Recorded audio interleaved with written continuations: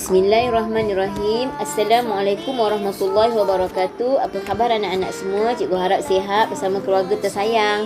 Okey anak-anak, hari ini cikgu akan teruskan PDPR kita di dalam pelajaran yang ketiga, iaitu di dalam perkara sirah, iaitu yang bertajuk kehidupan Nabi Muhammad sallallahu alaihi wasallam.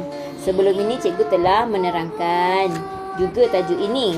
Hari ini cikgu akan sambung pada muka surat 20, 21 dan 22. Nanti anak-anak boleh semak, okey? Okey. Sebelum cikgu teruskan, marilah kita sama-sama membaca doa. A'udzubillahi minasyaitonirrajim. Bismillahirrahmanirrahim. Alhamdulillahirabbil alamin wassalatu wassalamu ala sayyidina Muhammad asyrafil mursalin wa ala alihi wa sahbihi ajma'in. Allahumma aftah alaina hikmataka wa anshur alaina min khazaini rahmatik ya arhamar rahimin. Rabbana asrah lana sudurana wa yassir lana umurana wa ala alihi wa sahbihi ajma'in. Bismillahilladzi la yadurru ma'asmihi syai'un fil ardi wa la fis sama' wa huwas samiul alim. Amin. Okey, cikgu teruskan pelajaran kita pada hari ini. Okey, anak-anak, sebelum ini cikgu telah menerangkan kehidupan Nabi Muhammad sallallahu alaihi wasallam kan? Okey. Kehidupan Nabi Muhammad SAW telah dibagi kepada 3. Yang pertama, kehidupan sebagai Nabi dan Rasul. Yang kedua, kehidupan sebagai Rasul dan Ketua Keluarga. Dan yang ketiga, kehidupan sebagai Rasul dan Ketua Negara. Hari ini cikgu akan terangkan bahagian yang kedua dan bahagian yang ketiga, iaitu kehidupan Nabi Muhammad SAW sebagai Rasul dan Ketua Keluarga. Okey, kita tengok di sini. Okey, Nabi Muhammad SAW adalah seorang ketua keluarga yang bertanggungjawab. Pada kotak yang berwarna kuning tu. Ketua keluarga yang bertanggungjawab.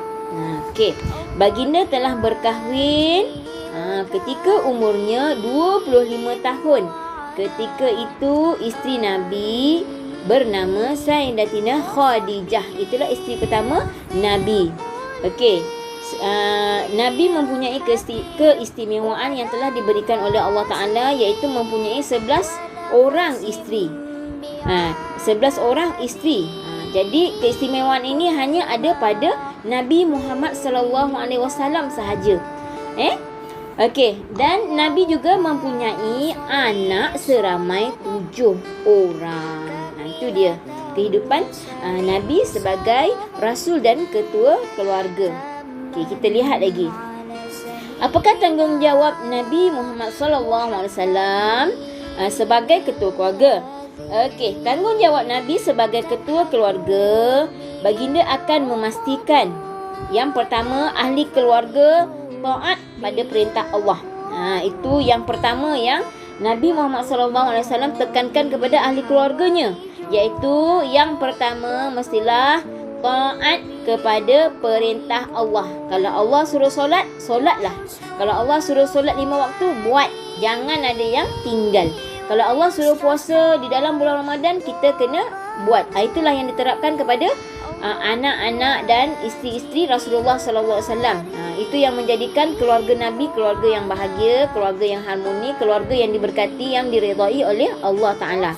Kita kalau hendak keluarga kita diredai oleh Allah Ta'ala, kita buat seperti Nabi Muhammad sallallahu alaihi wasallam.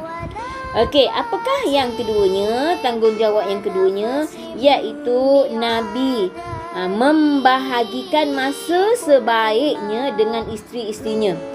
Dia berlaku adil kepada isteri-isterinya. Kalau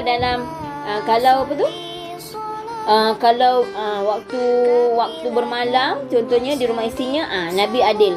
Kalau seorang isteri tu 2 malam, jadi yang lain semua 2 malam. Macam tu contohnya. Jangan tidak berlaku adil. Itu yang Rasulullah SAW dan Nabi dan Allah Ta'ala tidak suka. Kita kena berlaku adil, pandai membagikan masa. Seperti Nabi Muhammad SAW, pandai membagikan masa sebaik-baiknya dengan isterinya. Okey, yang ketiga, tanggungjawab Nabi sebagai ketua keluarga, iaitu Nabi sering berpuasa jika tiada makanan di rumahnya. Nabi tidak marah, Nabi tidak memberontak kalau tiada makanan di rumahnya. Dia tak akan marah isteri. Kenapa kau tak masak? Kenapa kau tak pergi pasar? Nabi tidak macam tu. Nabi tidak buat begitu pada isteri-isterinya. Apabila di rumahnya tiada makanan, Nabi sering berpuasa. Okey, seterusnya yang keempat, Nabi rajin membantu isteri-isterinya kerja di rumah. Menolong membasuh, menolong masak, tolong jaga anak. Itu semua rutin Nabi Muhammad SAW sebagai ketua keluarga. Alhamdulillah, bagus tauladan yang ditunjukkan oleh Nabi Muhammad SAW yang boleh diikuti oleh umat-umatnya dan juga kita. Okey, itulah kehidupan Nabi Muhammad SAW sebagai rasul dan ketua keluarga. Okey, kita lihat apakah kehidupan Nabi Muhammad SAW sebagai rasul dan sebagai ketua negara. Okey, yang pertama, Nabi Muhammad SAW adalah seorang ketua negara yang agung. Ketua negara yang agung. Baginda menjadi ketua negara Islam pertama di Madinah pada tahun pertama Hijriah. Pada tahun pertama Hijriah. Nabi dia berlaku adil pada semua umatnya. Dia dia tidak suka kalau orang tidak berlaku adil. Kalau kita nak tunjuk tauladan yang baik, kita kena buat yang baik.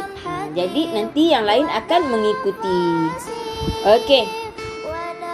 Dilaksanakan Nabi sebagai ketua keluarga, apakah tanggungjawab yang dilakukan? Yang pertama, Nabi telah membina masjid sebagai tempat ibadat dan dakwah. Nabi membina masjid sebagai tempat ibadat dan dakwah.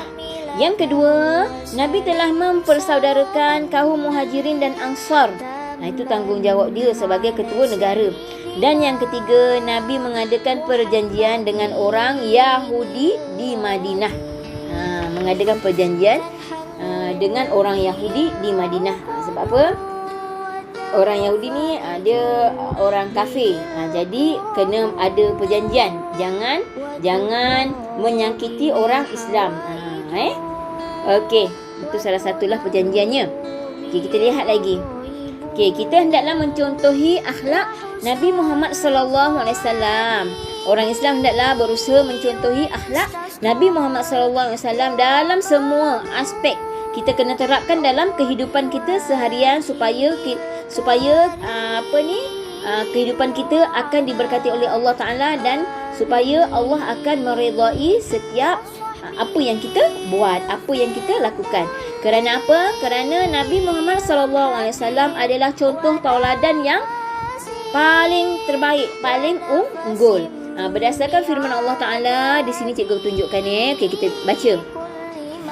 A'udzubillahi minasyaitonirrajim. Bismillahirrahmanirrahim. Laqad kana lakum fi Rasulillahi uswatun hasanah liman kana yarjullaha wal yawmal akhir wa zakarallaha katsira.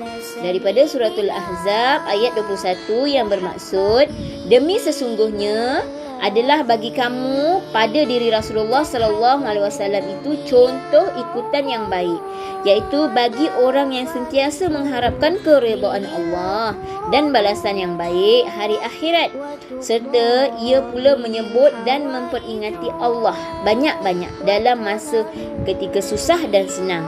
Itu yang telah disebutkan oleh Allah Ta'ala di dalam suratul Ahzab. Jadikan Nabi Muhammad SAW sebagai tauladan yang baik. Kita tak payah jadikan orang-orang penyanyi-penyanyi yang K-pop lah apa tu. Itu bukan tauladan yang baik. Jangan kita ikut. Kita hendaklah menjadikan Nabi Muhammad SAW tu sebagai tauladan yang sangat unggul. Barulah kehidupan kita akan sentiasa cermelang terbilang dan akan dijamin oleh Allah Ta'ala masuk ke dalam syurga. Dan kita sentiasalah mengingati Allah, sentiasa menyebut zikrullah. Okey. Contoh subhanallah, alhamdulillah. Allahu Akbar, la ilaha illallah. Okey, seterusnya yang terakhir di sini info masjid pertama yang dibina oleh Rasulullah sallallahu alaihi wasallam ialah Masjid Quba dan seterusnya adalah Masjid Nabawi. Okey, sebelahnya tu kaum Ansar adalah orang Islam yang tinggal menetap, yakni penduduk asal di Madinah. Manakala kaum Muhajirin ialah orang Islam Mekah yang berhijrah ke Madinah bersama Rasulullah sallallahu alaihi wasallam ketika peristiwa hijrah. Alhamdulillah anak-anak, berakhirlah tajuk kita di dalam pelajaran yang ketiga. Sudah berakhir dah. InsyaAllah pada masa akan datang nanti, pada PDPR yang akan datang, kita akan masuk tajuk baru insyaAllah. Okay anak-anak, nanti selepas ini cikgu akan berikan latihan. Okay, semoga anak-anak cikgu semua selamat, berjaya, selamat, moga bahagia di dunia dan di akhirat. Amin insyaAllah. Okay, cikgu akhiri dengan wabillahi taufiq wal hidayah. Assalamualaikum warahmatullahi wabarakatuh.